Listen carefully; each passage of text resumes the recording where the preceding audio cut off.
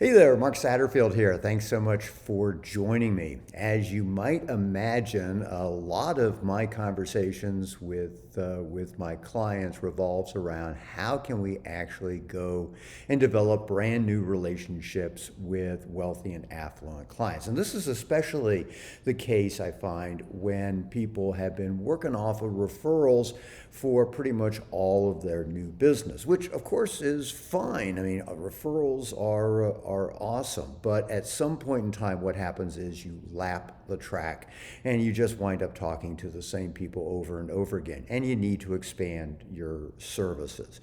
Look, the simple answer is this all comes down to who do you know and where do you hang out. So the who do you know is the big challenge. How can you build more affluent and wealthy relationships? So that leads to the second part, which is where do you hang out?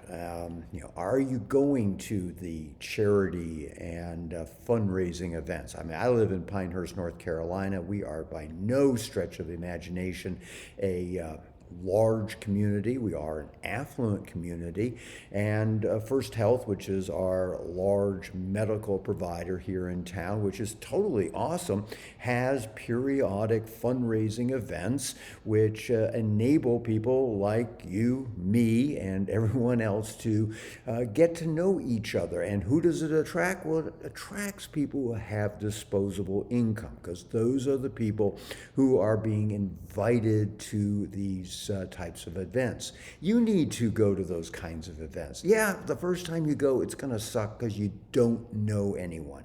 But if you persevere, you'll start to build some relationships. You'll become one of the familiar faces.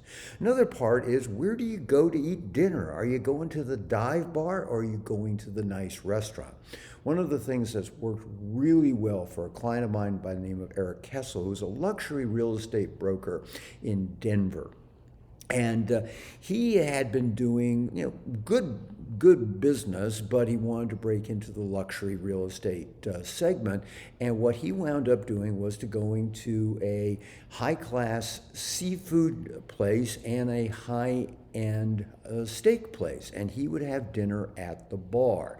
And what this enabled him to do was to strike up conversations with people who would be coming and either having dinner at the bar or be having a cocktail or two. And yeah, I mean, many of the people he met didn't amount to anything from a business development standpoint, but he wound up developing a good, albeit small, group of people that ultimately wound up being a good source of both referrals as well as business for him. And again, it took some time, and initially he didn't strike gold the first time he went out. But as he told me, because I was putting myself in a position, because I was putting myself in an environment where I would meet other affluent and wealthy people, if I stuck with it, sooner or later that lightning would strike. And this happens time and time again. So, question you gotta ask yourself, if you don't have as many affluent and luxury or affluent and wealthy clients as you want, is who do you know, who's in your circle, and where are you hanging out? And you need to make those adjustments so that you're going to be in proximity to those people.